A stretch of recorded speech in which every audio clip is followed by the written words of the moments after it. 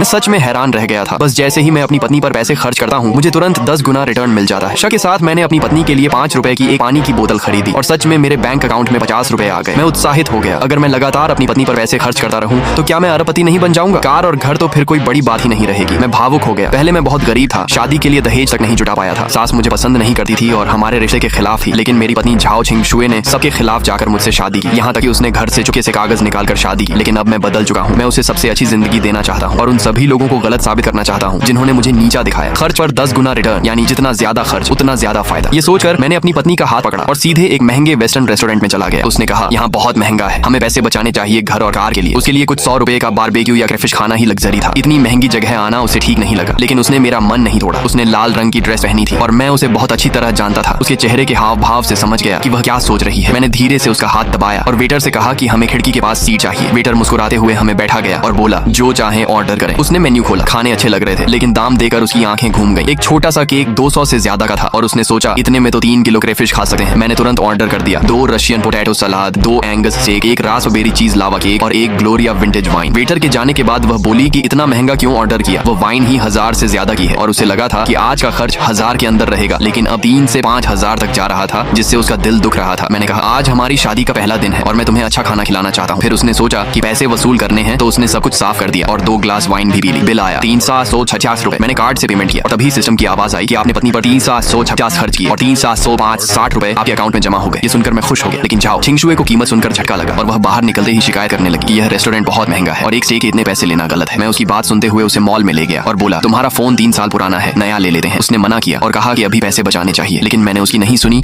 और उसे सीधे मोबाइल स्टोर में ले गया और आईफोन 12 प्रो मैक्स दिखाया जिसकी कीमत लगभग 13,999 थी। वह कीमत देकर घबरा गई और मुझे खींचकर बाहर ले जाने लगी। लेकिन मैंने कहा तुम्हें ग्रे कलर अच्छा लगेगा और यही ले लिया। मैंने सेल्स गर्ल से कहा पैक कर दो और कार्ड से पेमेंट कर दिया। पहले सेल्स गर्ल हमें नजरअंदाज कर रही थी क्योंकि हम साधारण कपड़ों में थे और पुराने फोन इस्तेमाल कर रहे थे। लेकिन पेमेंट करते ही उसका व्यवहार बदल गया और वह बहुत सम्मान से बात करने लगी। उसने झाओ छिंगशुए से कहा कि तुम्हारा बॉयफ्रेंड बहुत अच्छा है। झाओ छिंगशुए खुश भी थी लेकिन मुझे डांट भी रही थी कि मैं बेवजह पैसे खर्च कर रहा हूँ। मैंने कुछ नहीं कहा क्योंकि सिस्टम से मुझे फिर से पैसे मिल गए और अब मेरे अकाउंट में करीब 25 लाख रुपए हो चुके थे। पहले साल भर में मैं सिर्फ 10 लाख ही बचा पाया था लेकिन अब कुछ ही समय में मेरी हालत बदल गई थी। मैंने सोचा कि अब मैं उसके लिए एक डायमंड रिंग भी खरीद सका हूँ। इसलिए मैं उसे मॉल की दूसरी मंजिल पर टिफनी स्टोर में ले गया। वह बोली कि डायमंड खरीदना बेकार है क्योंकि उसकी कीमत जल्दी गिर जाती है और गोल्ड ज्यादा अच्छा होता है। उसने कहा कि हम सिर्फ देख लेते हैं। लेकिन मैं भावुक हो गया क्योंकि इतने अमीर लड़कों के होते हुए भी उसने मुझे चुना था। मैंने उससे कहा कि जो पसंद हो चुन लो, मैं सब खरीदूंगा। वह हैरान रह गई और बोली कि आज इतना खर्च काफी है और हमें पहले ही तय था कि हम डायमंड रिंग नहीं खरीदेंगे। लेकिन मैंने उसकी बात नहीं मानी और एक पीले रंग की डायमंड रिंग देखी जिसकी कीमत 22 लाख थी। मैंने बिना सोचे कहा यही चाहिए और स्टाफ से कहा इसे निकाल कर ट्राई कराओ।